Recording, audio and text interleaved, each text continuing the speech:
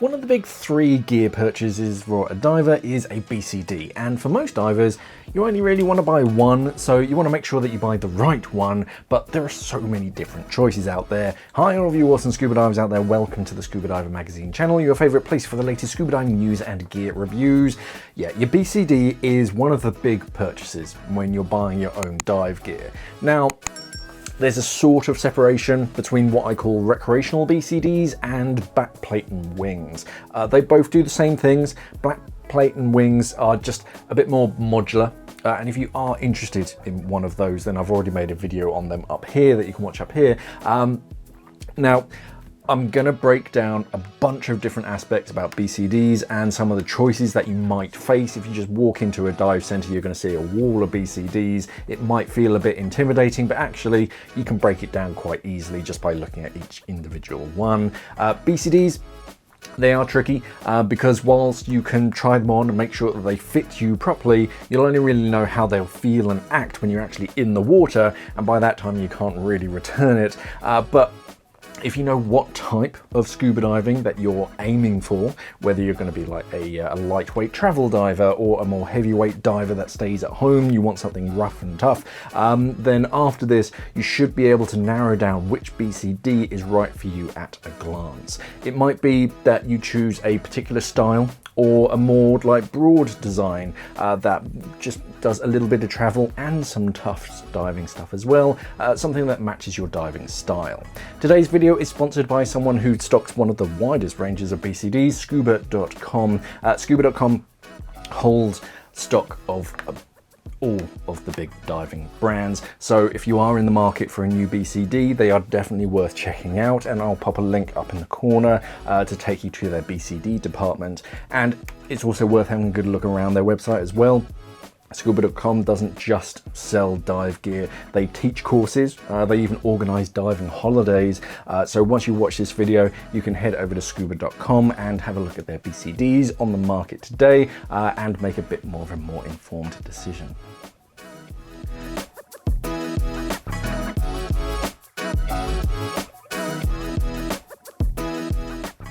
Your BCD is your buoyancy compensating device. It's a bit like a backpack that all of your dive gear attaches to, that you can blow up like a life jacket.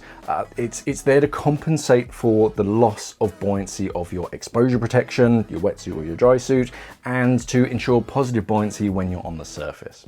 Your wetsuit is buoyant because it's full of little bubbles, but as you descend, the pressure will cause it to compress, and then your wetsuit becomes less buoyant. You need to be able to add some gas to your BCD to compensate, buoyancy compensation device, to compensate for that loss of buoyancy, and so that you can fully inflate it when you're on the surface, so you don't need to tread water. You can just inflate your BCD and you're just going to float there nice and comfortably. There are several styles of BCDs that I'll break down in a little bit, but at minimum they're going to have some kind of a bladder that you can inflate and deflate. Most will come with a harness so that it attaches to you a bit like a backpack, but you can find some like this that's only meant to wrap around a cylinder to adjust that particular cylinder's buoyancy. They're pretty rare though. Most are designed to fit like a human person. Attached to the bladder, you'll find a corrugated hose with an inflator on the end of it. There'll be at least 2 buttons on that inflator, one to inflate the BCD from a hose that fits to your regulator. If you're buying the BCD from brand new, that hose usually comes with the BCD. It's usually in a pocket or physically attached to the inflator.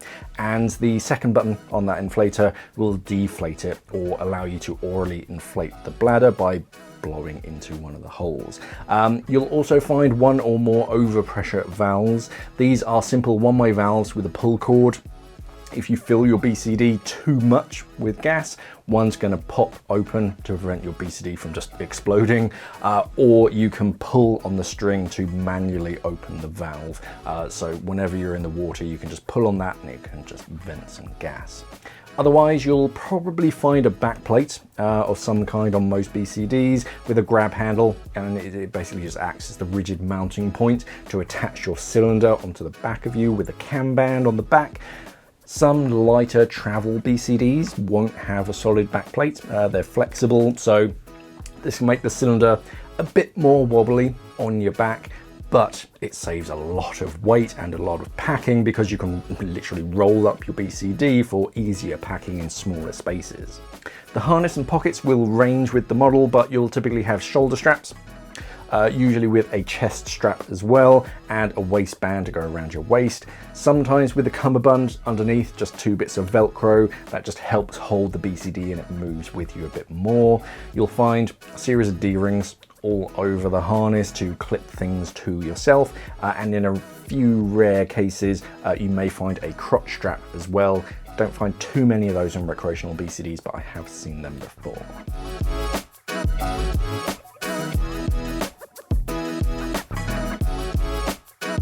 This is by far the most common BCD style. When you inflate the BCD, the entire thing inflates, including the 2 sections that come around your waist. These hold you in a pretty good position in the water, especially when you're on the surface, but when they are fully inflated, they can squish your kind of rib cage a little bit unless you loosen the straps, so do be aware of that. Jacket BCDs typically have storage pockets at the waist to keep things like torches safe and close to hand without them like dangling off of a D-ring. Because of the extra material, they tend to be a bit heavier than some of the alternatives, but you can find some lighter travel designs with thinner and lighter materials. Jackets can also be quite size specific. So you'll have your small, medium and large, and they'll only fit a relatively small range of people sizes. Because the shoulder strap attaches to the side pockets, there's a lot less room for like adjustments in that strap. So it tends to be, yeah, you have to get a pretty specific size to fit you. A lot of divers start out with a jacket BCD. You'll find most school BCDs are jacket styles, and there's plenty of choice out there on the market for a jacket BCD.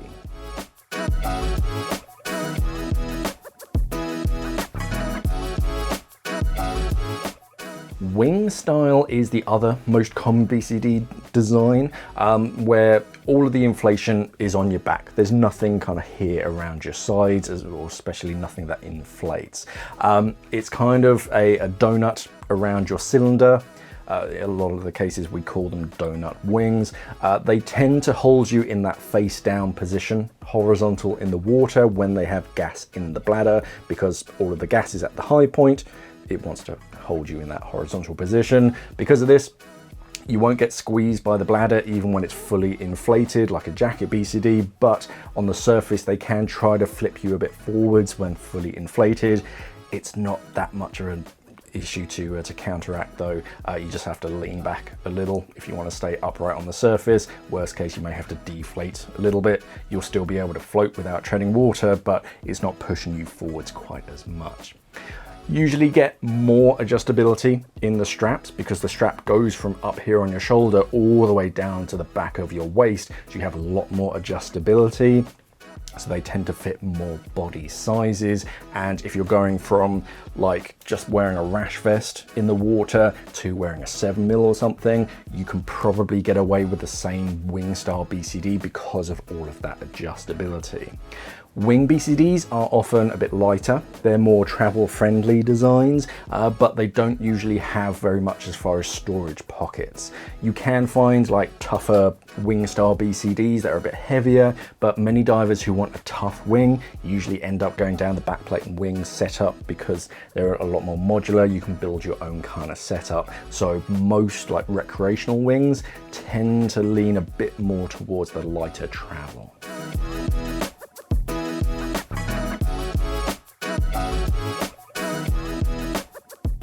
Hybrid, as the name suggests, are a bit of both. The bladder inflates around your sides, much like a jacket style, but when you're actually on the dive and there's a small amount of gas inside during the dive, and of course you're horizontal, the back of the BCD has enlarged sections that shape the gas inside of it more like a wing style bladder to hold you in that horizontal position. Hybrids are more of a like improved jacket style BCD. They still have the additional weight of the material, but you get the pockets, you get the comfortable position on the surface and a decent position in the water.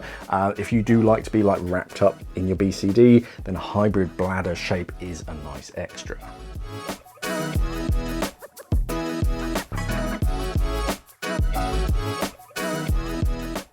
I'm mainly focusing on single cylinder back mounted BCDs. It's by far the most common style of diving, but some diving configurations require something a bit more special. The obvious one is side mount. If you're side mounting cylinders, then you really need a side mount specific BCD that has a wraparound bladder and special attachment points on the side. Twin cylinders as well typically require a wider bladder and sometimes a bit more lift again, so you're probably going to need a specific BCD if you're planning on diving twins. They require stronger mounting points as well, all those kind of things. There's another type of BCD, you don't see too many of them nowadays, but like a front inflating BCD. These are quite rare. The main benefit of these are if you're unconscious and in the water, which most divers never plan to be, you're definitely going to be in a face up position. They're pretty rare. I only know of like a handful nowadays, but they do exist. You probably won't see too many hanging up on a dive center's walls though. They exist, but most divers just get on with like a jacket, a wing, or like a hybrid.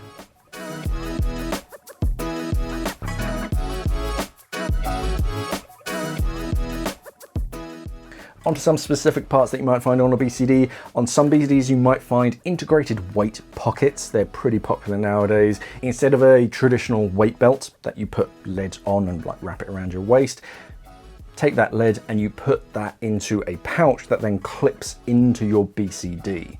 In an emergency, there's grab handles that you can, or that you or another diver can just grab hold of and yank to release the weight pouch, and then you can just drop the lead.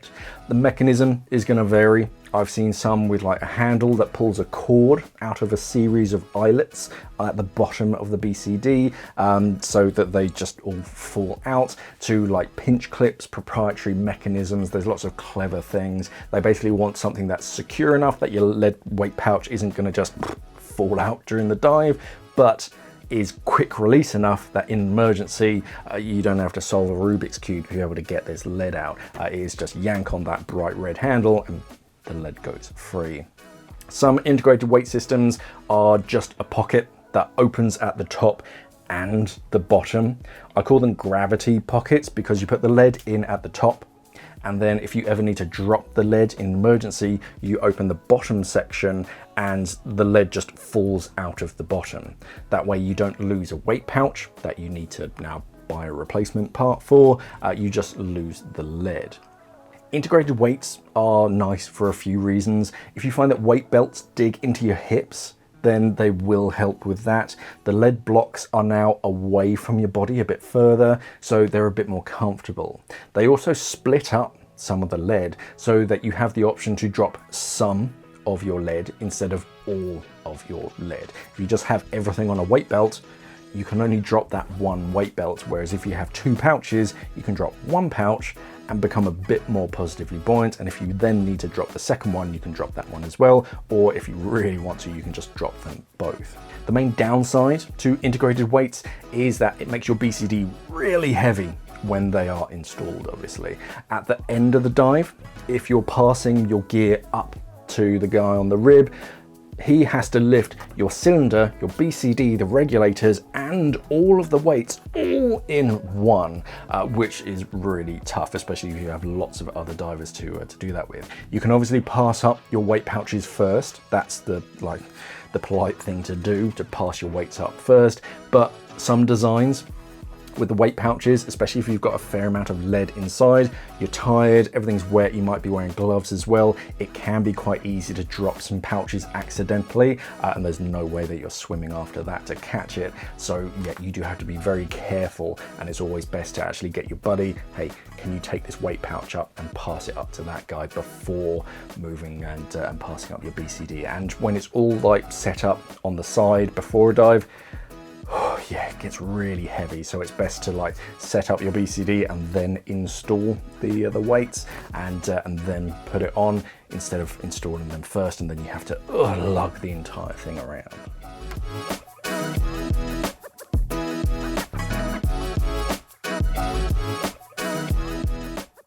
Trim weights are a little bit different to integrated weights. If a BCD has like trim weights, then it will have a couple of small pockets, usually either side of the cylinder around the back of your shoulders. It can be handy to move some of the lead weight up towards your shoulders to hold you in a more horizontal position in the water. If you find that you're always a bit more like head upright, like a seahorse, then putting a bit of lead up towards your shoulders can help bring them down and hold you in that horizontal position. If all of the lead is like around your waist, it can pull your lower half downwards, so it's nice to just put it a little bit higher up. But one thing to remember about trim weights is that you realistically on a dive, you cannot drop them in an emergency. That's one reason why the pockets are typically quite small, so you can't put too much lead inside. It's typically just a small pouch that's built into the BCD or attached onto the cam band, and it will have like either a Velcro or some kind of pinch clip closure, so you can put 1, maybe 2 kilos of lead in each of them, so maybe 4 kilos in total, just one either side of the cylinder, and that's about it, because you can't reach it to get rid of it in an emergency.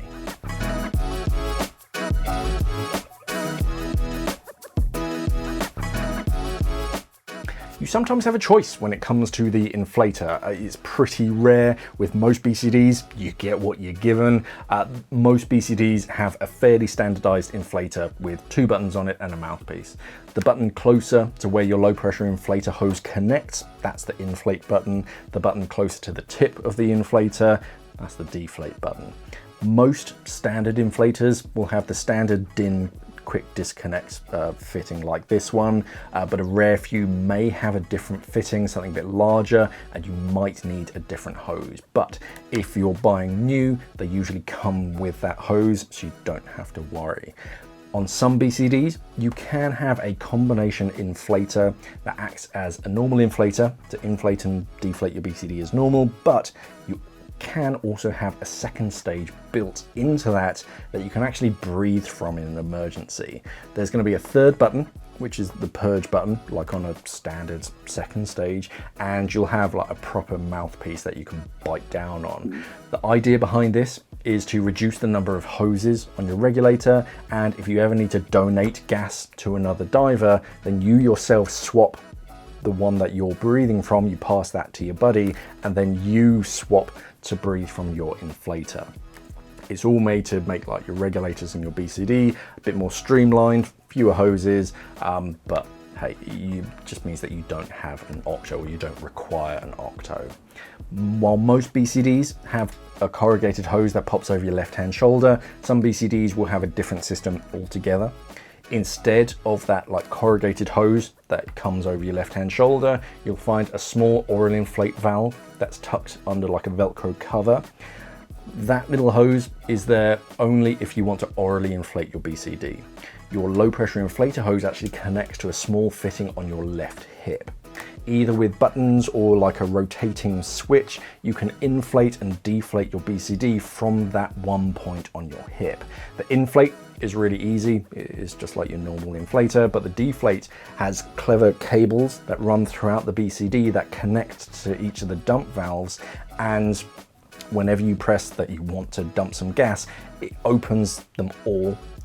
So that way it doesn't matter whatever position you're in the water, you're going to vent gas from wherever it is. So it's unusual. They'll have a dedicated name, and there's more often than not a like traditional inflator version, but yeah, they do exist. They are pretty cool. They're quite intuitive, and they're definitely worth trying out. Most BCDs will have one or more of those overpressure valves, usually one on the right hand shoulder and one on your kidneys, usually on your right hand side on recreational BCDs, sometimes on the left. That's moving more into like technical kind of territory, having them on the left. Left is usually preferred. They're spring loaded valves, so if there's too much gas inside of the bladder, they'll vent.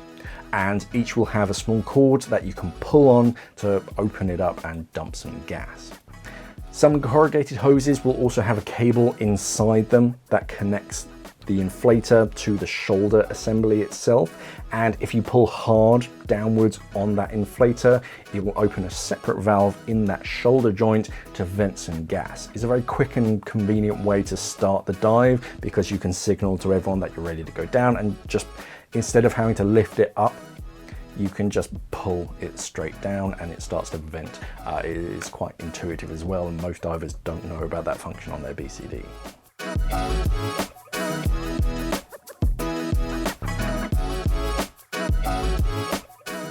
Not all BCDs have storage buckets. You tend to find them on jacket BCDs mainly. They have either like a zippered or a Velcro closure, and they're not made for carrying lots of stuff, just a few essentials.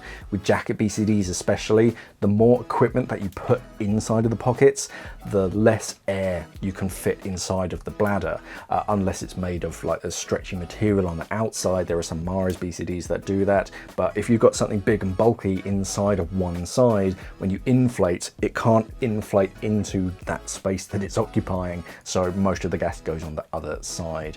So yeah, just small little essentials like your dive knife or the torch or whatnot. Some BCDs might have a drop down pocket. They're pretty basic. They're only there for like basic storage. They're usually made from very thin material that rolls up underneath one of the weight pouches on one side. When you pull on like a little Velcro tab, it can unroll this little pocket. They're only typically about that large, and there's like a little zipper at the top. Not a lot of space inside though. You probably struggle to fit both a DSMB and a spool inside in some cases, but if you like find some plastic on a dive that you want to clean up, and it can be a handy place to put that, but you couldn't fit too much inside one of these pockets.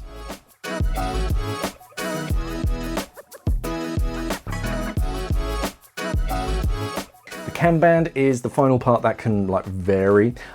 It's a 2-inch strap that clamps to your cylinder, and it just holds it in place, and we see a surprising variety of styles. The most basic is a plastic buckle that you thread the strap through and then clamp down around the cylinder. These are very cheap. They're pretty lightweight as well, and as long as you don't drop a cylinder or something on it, it should last a decent amount of time. A metal buckle variant is a bit stronger, but is a little bit heavier, only by a few grams, but if you're aiming to save as much weight as possible, it's a consideration. This style of buckle is clever and has a 2-part design where you adjust the length of each side just with a bit of Velcro like this, and then when you're ready to attach to a cylinder, you hook the D-ring in the buckle and then you clamp it down.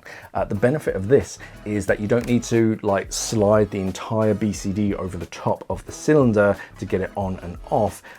You can just disconnect it, and then when you're switching cylinders, you can just wrap it around a new cylinder where it is. You never need to worry about remembering how to rethread the buckle or anything. You just kind of hook it over and then clamp it down. It's much faster. There's also a new style of cam band that you only really find on atomic BCDs right now. It's reminiscent of a ski binding. You pull the strap tight with a ratchet strap and you just clamp it down. And that's it. It's really quick and efficient. And yeah, I think at the moment it's proprietary to Atomic Aquatics. But yeah, that's an Atomic Aquatics special. I haven't seen it anywhere else yet.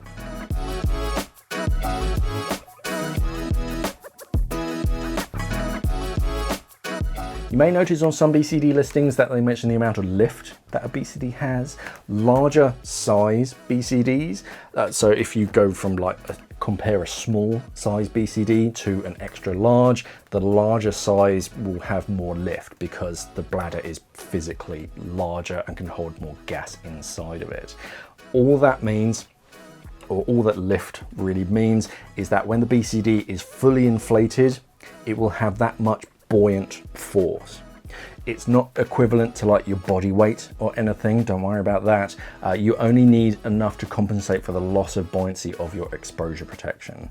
If you're correctly weighted, then all of the additional lift is going to be a bonus. Most recreational BCDs will have more than enough lift for a standard diving setup, even with like a large steel 15-litre cylinder. If it's like designed and built for recreational diving, it can do that hands down. The real trick is not to be overweighted because it needs to have enough lift to compensate for that. If you're on the dive and you put anything more than a few blasts of air in your BCD, you've got too much lead or you've got too much negative buoyancy. So yeah, but for most recreational diving, just diving a single cylinder and an appropriate amount of lead, it'll do fine.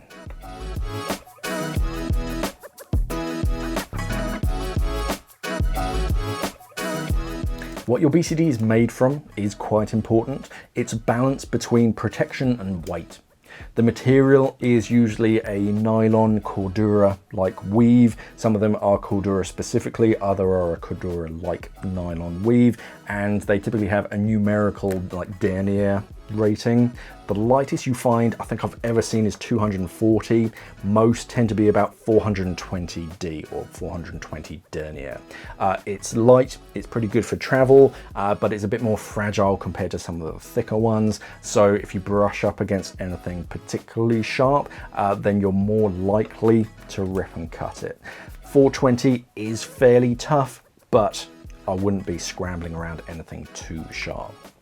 The thickest you tend to find is about 1000 denier, but you can also find like polyurethane coated materials. They're often called PSD for public service diving because the material doesn't absorb water. It's got this polyurethane coating, so it can't like permeate through that. The water can't get in, like nasties and microbes and things in the water can't soak into the material neither. So public service divers prefer it.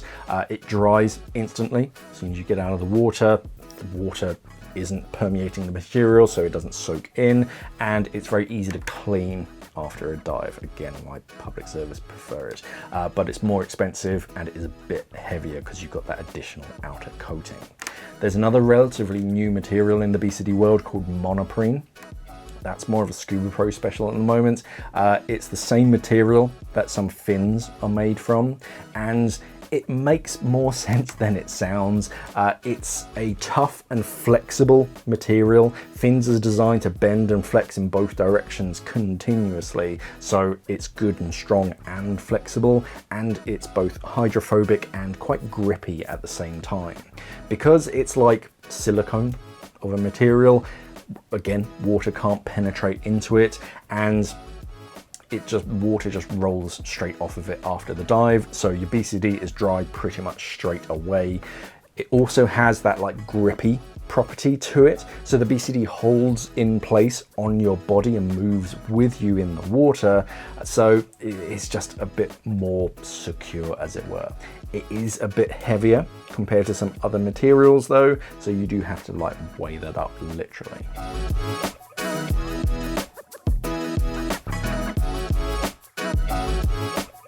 Looking after your BCD between dives is fairly easy. It's mainly about washing it inside and out between dives so that nothing nasty builds up in the material or inside of the bladder.